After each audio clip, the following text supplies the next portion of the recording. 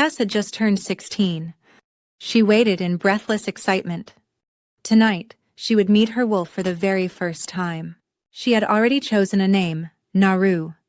Deep into the night, she saw her wolf, a beautiful she-wolf, with a crescent-shaped mark on her forehead. Tess smiled. From that very first moment, she fell hopelessly in love with her wolf. But she had no time to linger in that joy. Fate had already marked out her ending.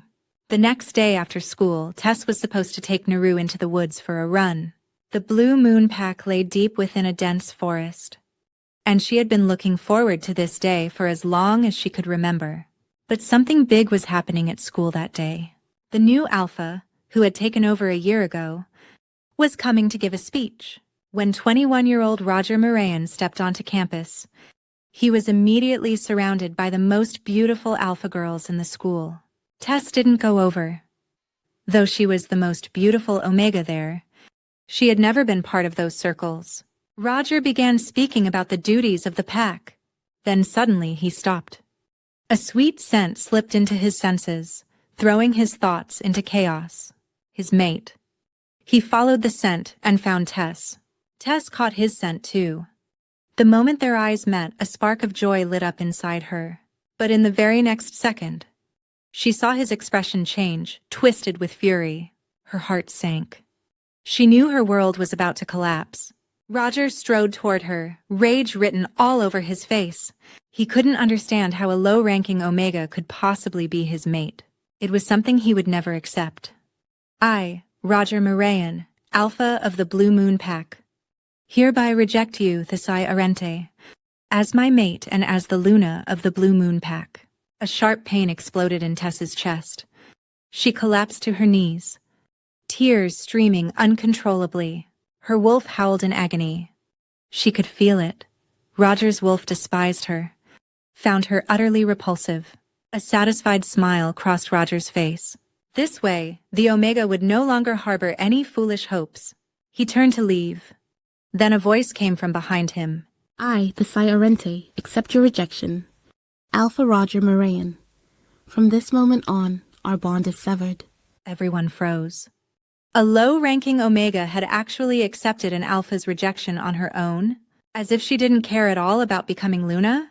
The same searing pain tore through Roger's chest. Tess had cut the bond herself.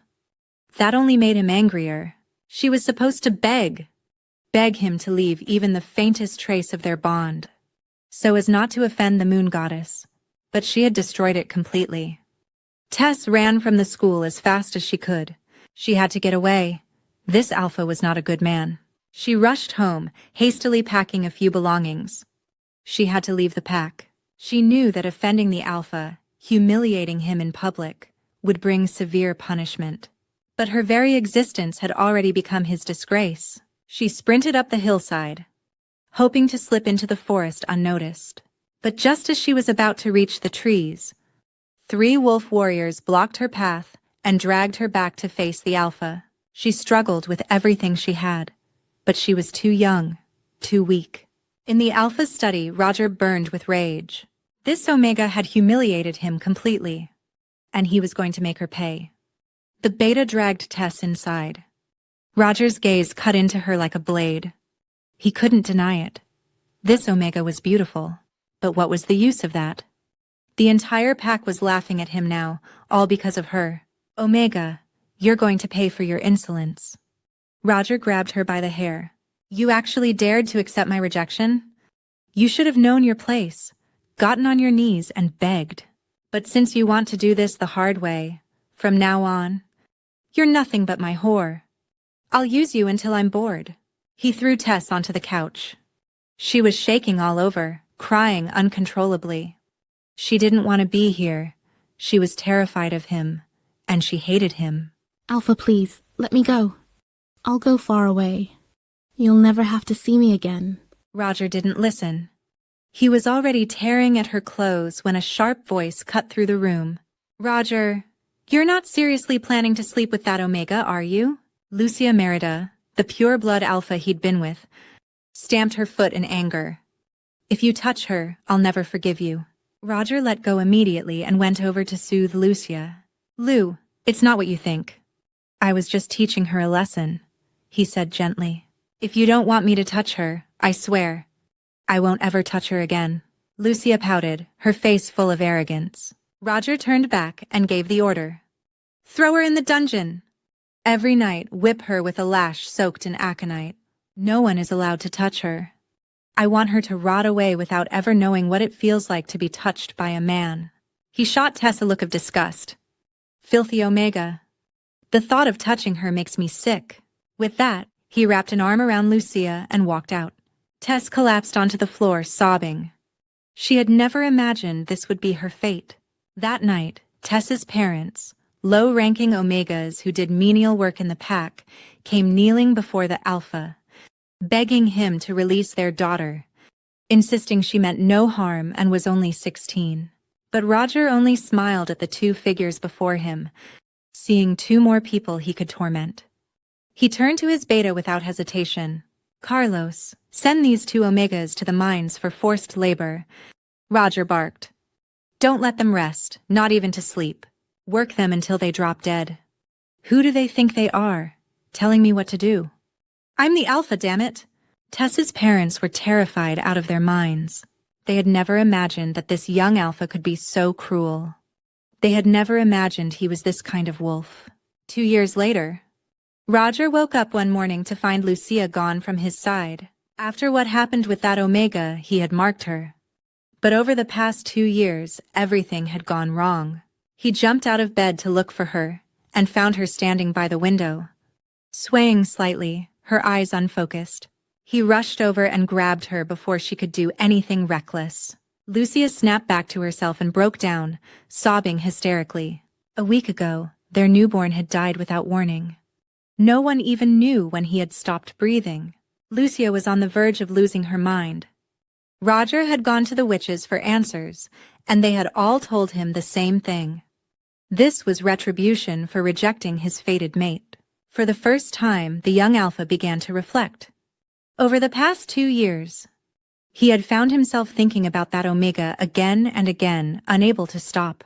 Ever since Lucia became Luna, she had grown increasingly unreasonable, picking fights over everything. After losing their first child, she became even more domineering, acting as if the entire pack should obey her every command.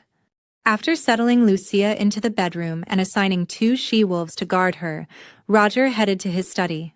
Trouble had been spreading across the territory.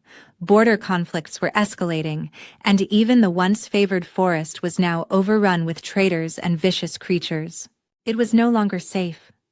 Because of the situation in the Blue Moon territory, the Lycan king of the southern hemisphere had called an emergency council. The strange creatures emerging there had been confirmed as the result of a curse. Rumors about a young Alpha rejecting his mate were no longer hidden. The elders believed it was the source of everything. When Roger's parents returned from the royal court, they immediately demanded to see him. His father, Dario, reprimanded him for missing the council meeting, blaming the curse on his rejection of his true mate. His mother, Jasmine, insisted on finding the Omega herself and apologizing to bring her back, warning that their territory might soon lose the Lycan King's favor, or worse, face punishment from the moon goddess. Roger quickly dismissed her concerns. I'll handle it with Carlos, he said, forcing a calm smile before retreating to his study. Once inside, he summoned his beta. He knew this wouldn't end easily. Carlos, is she still alive? Roger asked tightly. He had never gone to see her, leaving her in the dungeon, only hearing rumors of her fading away. Barely, if you don't bring her back. I don't think she'll last much longer. Silence pressed between them. Roger's voice softened. I still remember her eyes when she looked at me. So bright, so gentle. Lucia is nothing like that. I want to try again. With her. If I mark her, maybe we can fix what was broken. As he spoke, he couldn't help but wonder how different everything might have been if he had chosen Tess instead. No chaos, no curse. Maybe even a family by now. I'll arrange it. Tomorrow I'll bring her out. Get her medical care. Roger nodded, a flicker of hope returning to his eyes. But beneath it, fear lingered. His parents must never discover Tess had been imprisoned all this time, or what had become of her family. That night, in the coldest dungeon cell, a young girl huddles on a dirty mattress. Her back and face are badly hurt.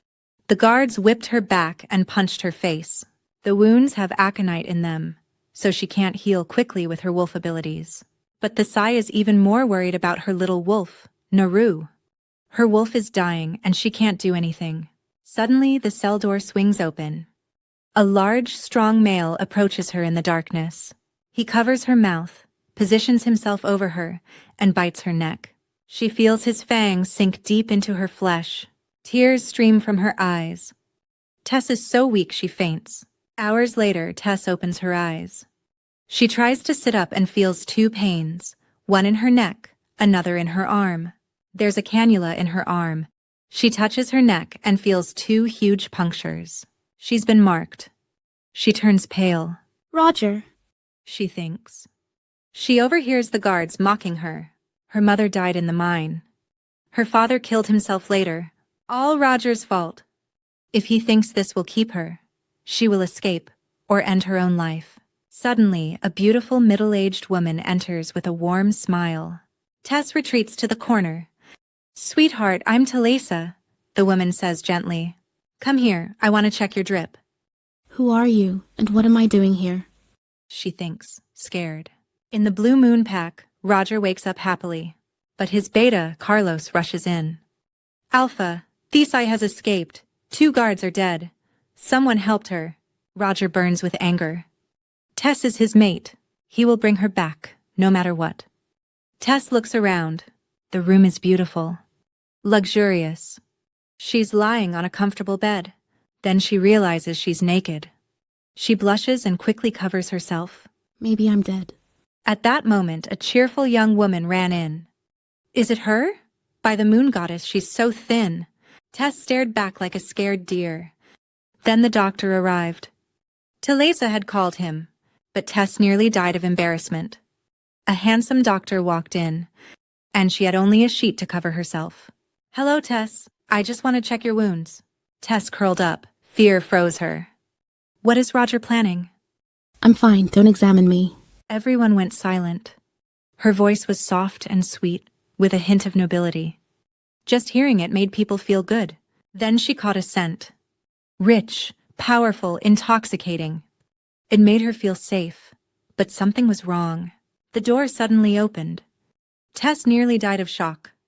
She never thought the moon goddess would want her dead for real, but now she was sure of it. She turned pale, tore off her IV, and climbed out of bed. She knelt on the floor and started crying, hysterical. Please. I understand someone like me could never be your mate. I'll accept whatever you decide. Just don't confine me again. I'd rather face the end than live like that. Please. I, Anubis Triente, Lycan King of the Southern Hemisphere, will never reject you, little Omega. Don't even dream of it. You stay with me. Period. With one glance, he warned the doctor. The doctor looked away immediately. He had been staring at her, the Lunar Queen, the mate of the Lycan King. After centuries, the king had finally found his mate. A precious, sweet, gentle Omega. Tess froze. She felt the jacket on her body. His scent hit her again. Her whole body trembled. Then she was flying through the air. Anubis lifted her into his arms and put her back on the bed. But Tess was scared to death. She couldn't process anything. Anubis sat on the bed and placed her between his legs. Tess was in a trance. Fear paralyzed her. Her lips trembled. The tall, strong man lowered the jacket delicately on her back. The wounds were shallower now. The antidote was working, but Anubis was enraged. He could count every rib. She was skin and bones. Her hair had fallen out from malnutrition. Her face was covered in bruises. But to him, Tess was the most beautiful being on the planet. Lycans don't get a second chance. There is only one mate. After being rejected for so long, finding her was more than a blessing. Anubis lifted his head and tried to calm down. He didn't want her to sense his murderous rage. Leave. I will give my little pup a bath. Doctor, give her the serum again after that. Everyone left in silence, except the young Lycan woman. "Brother, if you need my help, just say so." Anubis nodded and said nothing more. Anubis removed her jacket. Tess was completely naked. She couldn't move. Her hands trembled. Anubis took off his shirt and lifted her again. She was so light and fragile. He was afraid of hurting her. They entered the bathroom. The water was ready. Talisa was supposed to help Tess bathe, but Tess was too confused. So Anubis decided to do it himself. The warm water startled Tess. Her wounds stung. The water has a special antidote for the poison. It will only hurt for a moment. He washed her few strands of hair, then cleaned her with a sponge, even intimate areas. Tess blushed and shivered. Anubis smiled. There's the bond. He lifted her from the water, wrapped her in a towel, and dressed her in a nightgown. Then he sat her on his lap and gently combed her hair. Tess felt his warm skin and heard his heartbeat. She started dozing off. When she fell asleep in his arms, Anubis was happy. Outside, the doctor waited anxiously. "Majesty, she's improved. But her she-wolf was almost dead." Keep giving her the medication. She must recover. Talisa nodded. She would protect that girl with her life. Hours later, Tess woke up as dusk settled. She felt her body coming back to life. Then she felt a tug in her mind. Her she-wolf was there, happy and jumping around. Naru, I'm so glad to see you well. "I promise I won't let anyone harm you ever again." Talisa entered with a tray of small food portions. "My dear, let's have a little something to eat," Talisa said warmly. I don't want to bother you. "Call me Aunt. You're my treasure now, and I'm going to spoil you," Talisa said, offering her soup. Tess blushed as she took the bowl of food. Her stomach grumbled with happiness. Talisa made sure she ate some meat and a delicious dessert. Tess felt like she was in heaven. She whispered, Aunt, where's the bathroom? Talisa smiled and called 2 wolf servants. They bowed to Tess and said together, "Your Majesty, it is an honor to serve you."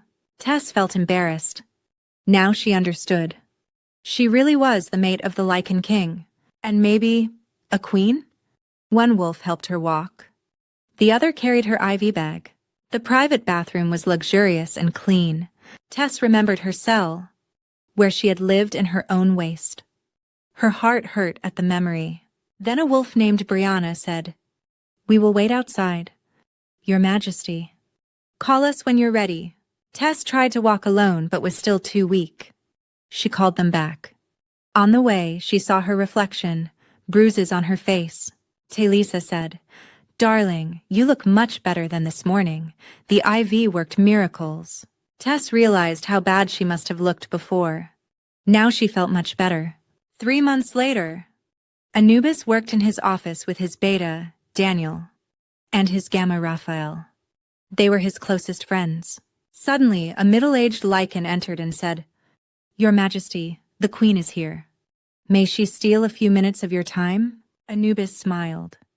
Of course, she can come in. His friends prepared to leave. Tess entered carefully and said sweetly, Your Majesty, may I interrupt? Of course, little one, come here. Anubis moved back in his chair. Tess hopped onto his lap like a confident little bunny. Daniel and Raphael bowed to her and left. He asked gently, Tell me, darling, what does my beautiful little one want? Tess blushed. That man had her wrapped around his finger. My king, there is a project for homeless children, little wolves whose parents died in battles or cruel packs. They are all alone. Do it, darling. I love that you think of the most vulnerable. I support you in everything. Thank you, my king. You'll see, it will be really good. Only his heartbeat calmed her. Then Anubis said with a sparkle in his eyes, Well, now I want my reward. Tess blushed like a tomato. She knew what that meant. She fell more in love with him every day. Not just because of the bond. Anubis leaned in and gave her a sweet kiss. Tess kissed him back. She felt more drawn to him each moment.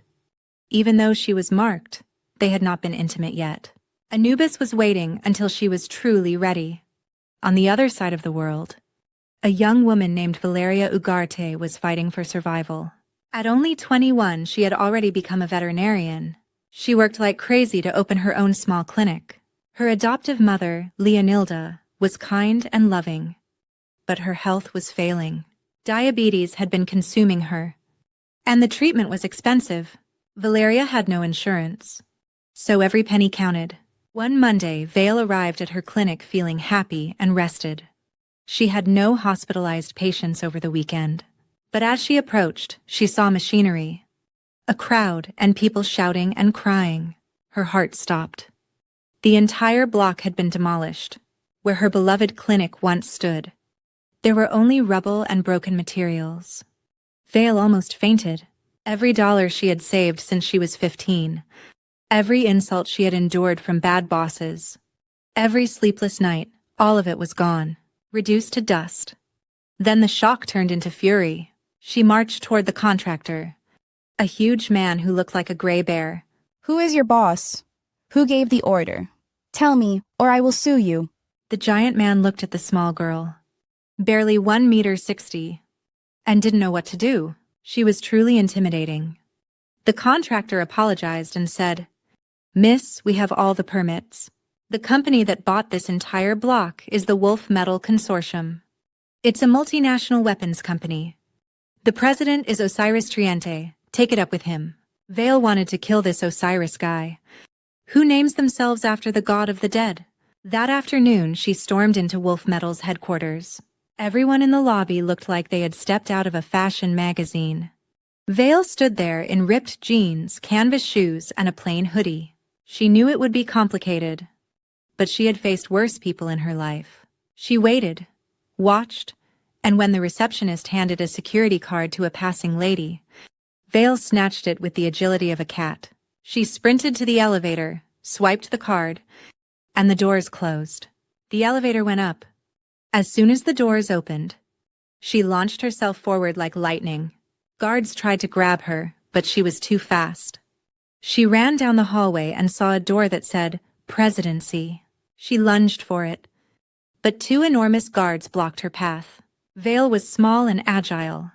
She slid effortlessly between the legs of the slower guard and burst into the office. Inside, a long table, 7 men. But the one at the head stood out, tall, powerful, and incredibly handsome. That must be the infamous Osiris. Vale shook off the thought. She ran, leaped onto the table without a sound, and landed right in front of him. Everyone stared in awe. The angry little veterinarian had arrived. Vale walked confidently across the table until she stood in front of the man she was sure was the big boss. She raised her index finger menacingly. Are you Osiris? Your company demolished my office this morning. You owe me $25,000 and I want it now. The man watched her with a curious gleam in his eyes. I am Osiris Triente. His voice was deep, almost guttural, and intoxicating. Vale felt a tingle on her neck, like an electric current down her back. You must pay for the damage I've suffered. What does that have to do with me? The former owner should have warned you. I have no responsibility here. Before Vale could answer, guards burst in with their weapons aimed at her. She froze, feeling genuine terror. But Osiris signaled the guards to lower their weapons. Then he looked threateningly at his companions, and everyone fled as if the devil himself were chasing them. Vale was still standing on the table when someone grabbed her ankles. She fell backward, hitting her head hard. Dazed, she felt herself being dragged to the edge of the table. Well, little human. You're quite feisty. What are you talking about? He positioned himself above her, smelling her neck and hair. He held her delicate wrists above her head. She struggled, but he was too strong. Mine. Then he licked her neck. Vale felt dizzy. His scent was driving her mad. She could barely breathe. Let me go. Help. My beautiful little devil. Now that you've come willingly, you should know that I will never let you go. My Luna. Her body grew hotter. Then Osiris exposed his canines and marked her. The enormous teeth pierced her soft skin. Vale screamed in pain. She was not a Lycan. The agony was unbearable. She fainted. Osiris watched with amusement. Humans are so weak, he thought. Gently. He licked her mark to stop the bleeding and ease her future pain. He carried her to the couch and called his beta, Theo. Your Highness, What's wrong with this human? She is my mate. The moon of the Northern Hemisphere's shapeshifter packs. She is my queen. Find out who she is, where she comes from, and what business she mentioned. When she wakes up, take her home. I want to know where she lives. But Your Highness, she might escape if she gets too scared. She won't be able to. I've marked her. In 7 days, she won't bear our separation. In 15 days, she'll do anything to stop the pain. Osiris smiled. He knew what he was doing. He had heard of a Lycan king with a human mate before. Humans are stubborn and unaware of the moon goddess's rules. That little devil would be a beautiful headache. The big handsome man left. His priority was his mate. But kidnapping her would only make things worse. She would get even more annoyed. For now, he had to wait. Theo sighed. Things were about to get really bad. Valeria woke up hours later, confused and in pain. What had happened felt more like a dream than reality. That man had made her feel things she had never experienced before. Miss Valeria, you're finally awake. Your accident was quite serious. Accident? Yes. When the guards came in, you got scared and fell off the table. You hurt your neck on the edge. The doctor checked you. You're perfectly fine. Theo felt like Pinocchio, his nose about to grow. Valeria blinked. Maybe she had hallucinated what happened after the fall. Where is your boss? I want my clinic back and my money. He went to an urgent meeting. He said he'll solve the issue. As an apology, he asked me to take you home. Valeria nodded. She was too tired to argue. Her energy felt drained. She left with Theo. Along the way, everyone stared at her with wide mouths. Some bowed their heads. Valeria didn't notice. But she was marked now. She carried her mate's scent. Every wolf and Lycan could smell it. That human was the Moon Queen. Theo dropped her off at home. Valeria looked pale. That was normal. Her body would develop some Lycan traits. Though she wouldn't become a full Lycan, but there was danger. She would have to carry the Lycan King's heir.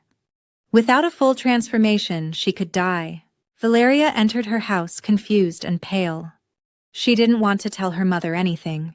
She would make up an excuse until that man returned her money. Vale, why are you home so early? Aren't you opening your clinic? Mom, the street is being renovated. They asked us not to open. Plus, I think I'm sick. I'll rest a few days. Lonnie touched her forehead. Fever. She gave her medicine and told her to drink fluids. Valeria slept all afternoon and all night. Lonnie was worried. Her daughter never skipped meals. The next day, Vale felt a little better, but still weak. She didn't want to go out. Anxiety grew in her chest with each passing moment. She had strange dreams about that man, that snob who never left her mind. That evening, she came down to eat, but her appetite was gone. Lonnie looked at her with concern. My goodness, is it Luis, your ex-boyfriend? Has he been looking for you again? Valeria remembered. Luis came from a wealthy background. He had even asked for her hand in marriage when she was finishing her studies. She almost said yes, but she was afraid. Afraid of getting pregnant. Afraid she didn't belong in his world. 2 months after he proposed, Valeria saw in the news that Luis had married a wealthy young woman. Both families were from the same economic rank. Now, lying in bed with a stranger's mark on her neck, Vale wondered if she had ever really known what pain, or desire, truly was.